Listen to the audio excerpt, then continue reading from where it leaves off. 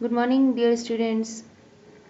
Children, today we are going to continue the same topic, that is the pronoun and its kinds.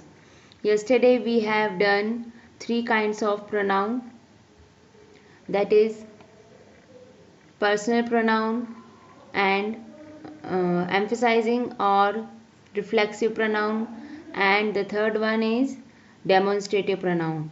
Now today we will continue with the fourth one, that is the interrogative pronouns. So let's start. So the fourth one is interrogative pronoun. Interrogative pronouns are used for asking questions. Like in all other parts of speech, we have learned about interrogative. Interrogative simply means asking question only.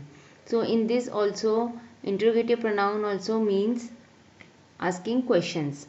Those pronouns which are used to ask the question, they are called interrogative pronoun.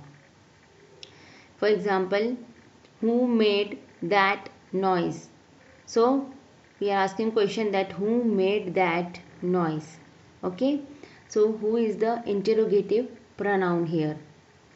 What is the matter? What is the interrogative pronoun here? Whose pen is this? And which is your book? So in all these sentences, the words in red color are interrogative pronoun. Okay. Now the next one is the relative pronoun. It is little bit bigger than all other kinds. So we will discuss in detail about relative pronoun now.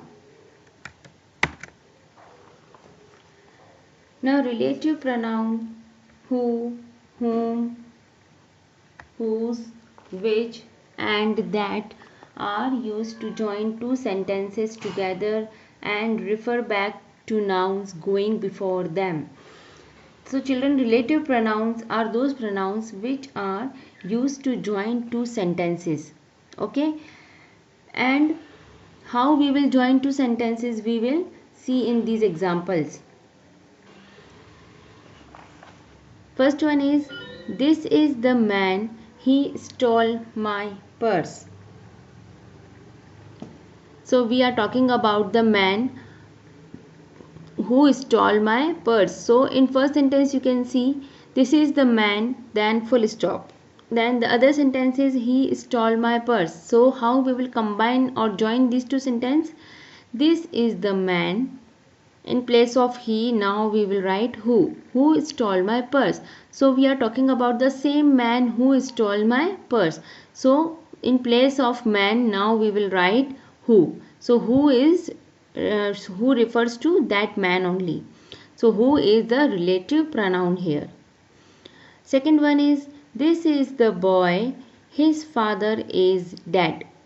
So we are talking about the boy, his father is dead. So how we will join these two sentences? This is the boy, now in place of his, and we will remove the full stop, and now we will write the relative pronoun whose father is dead. Okay, so whose is used for the boy only. This is the boy, the teacher praised him. How we will combine this sentence? This is the boy whom the teacher praised. So whom we are using for the boy only whom the teacher praised. This is the house, Jack built it. This is the house, we are talking about the house that Jack built. So now we will write that in place of full stop, and it will be removed now. So in place of it, we will now write that. So that is the relative pronoun here. This is the horse, it won the race. So now we will write, this is the horse which won the race. So which is the relative pronoun here. So after writing the relative pronoun, we will remove the full stop which is in the middle, and now the sentence is one, and now we will put the full stop at the end of the sentence. Okay. Now two things you have to remember. Who does two things? It joins two sentences and it is also used for the noun that goes before it. You can see in the first sentence that it is joining to sentence. Yes. Now it is used for the noun. What is noun here in the first sentence? Man. Man is the noun here, and we are using it before. It is also used for the noun that goes before it. Means just before it the noun was there, that is man. So after that noun only, just after that we will put this relative pronoun. Okay. Now whose does two things. What are the two things that whose does? It also joins to sentence. We can see in second one. It can join to sentence, and it is also used for the noun boy. Second sentence, boy is the noun. So it is used for the noun that goes before it. So boy is the noun that is coming before that relative pronoun. So just after that noun we will put this relative pronoun. The noun to which a relative pronoun refers or relate is called its antecedent. So the noun for which a relative pronoun refers to means for which noun we are using that relative pronoun, that is called the antecedent. Means in first sentence we have used the relative pronoun who for man. Man was the noun, and in place of man we have used the pronoun who. So man is the antecedent here. Okay. It will be noticed that in sentence 1 the antecedent of who is man, and in sentence 2 the antecedent of whose is boy. So in second sentence the antecedent of whose is boy, because whose is used in place of boy. In sentence 4 the antecedent of that is house. Okay, understand? The relative pronoun is used for which noun, that is called the antecedent. Okay. Now there are some general rules regarding the relative pronoun. Rule number 1. See point number 29. As a general rule, who is used for persons only. It may refer to a singular or a plural noun. So as a general rule we can use who for the persons only. If the noun is person in the sentence, then we can use the word who, and it may refer to a singular or plural nouns. No matter whether the noun is singular or plural, but if it is a person then we have to use who. See the sentence. The man who is honest is trusted. So in this the man is a person, so we are using who, that a man who is honest is trusted. The children who were there were frightened. So in this also the children is a noun who is person, so we will use who for children. They never fail who die in a great cause. So they here is also some, we are referring they for some person only. So here also we will use who. Now you can see the difference. In first sentence the man was singular, then also we are using who, and in third sentence they is a plural, but it also refers to some person only. So no matter whether the person is singular or plural, we will use the relative pronoun who only. Now whose is used in speaking of persons. See the example. We met the woman whose child was hurt. Means we are talking about some person. Okay, that we met the woman whose child was hurt. So when we are talking about some person, okay, second person, we met the woman is the second person only. So if we are talking about second person, then the relative pronoun whose will come. Okay, who and whose, they both come for persons. Second one, we met the sailors whose ship was wrecked. Sailors are also some person only. So we met the sailor whose ship was wrecked. So here also whose is used for some persons. Now whom. Whom is also used in speaking of persons. Okay, who and whose and whom both are used in speaking of persons. Now see, this is the juggler whom we met yesterday.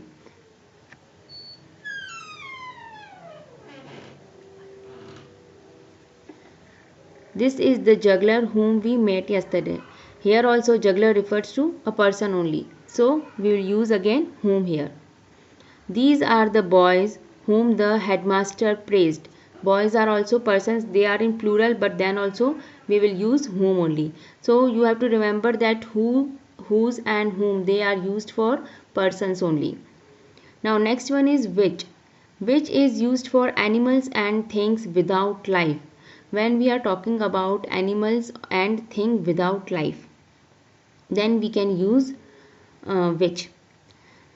See the example. The cat which killed the rat belongs to her.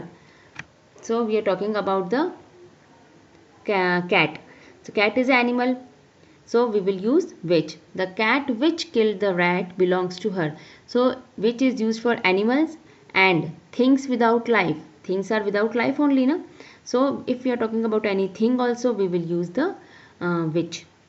These are the books which she bought yesterday. So these are the books. Books are also things without life. So we will use which. The moment which is lost forever. So moment is also something without life. So the moment which is lost forever. So you understand the difference between where we have to use who and where we have to use which. Now one more is there, that is that. Sometimes we use that also. That is used for persons, animals or things. Okay, that can be used for persons, animals and things, all the three.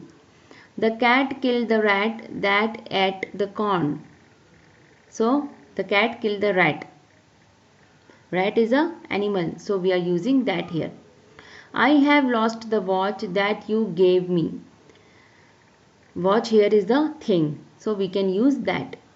The crowd that gathered there cheered him loudly. So crowd is crowd refers to a crowd of persons only. So here we are using that for person.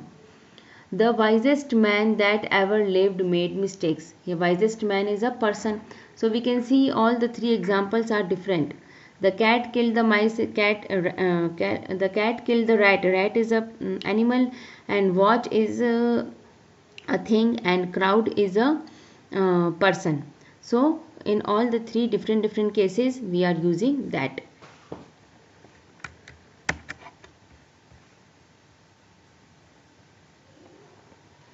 Now here is a home assignment for you. You have to do this small question.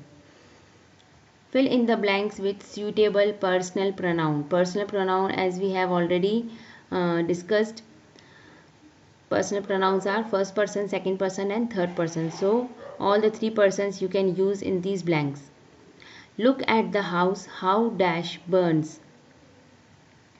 Dash am sorry if dash have hurt.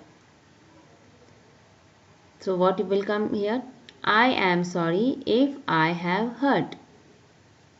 Okay, with am we always use I only. Now girls, dash must not get excited. So what you will write here? Now girls, you must not get excited. Here second person we are talking about. The teacher told Mohan that dash should obey. You have to write, okay, I will not tell you. Dash like Meera because dash feel dash can trust. So here also you have to write. 2 I have told you, another 3 you have to do by your own. Now some more questions I will give you for home assignment, because it is a big chapter, so many exercise can be there for different kinds of pronoun. Here I have given only one question of personal pronoun. Other pronouns also I will give you some questions in the next videos. So till then, stay safe, stay home, and bye bye.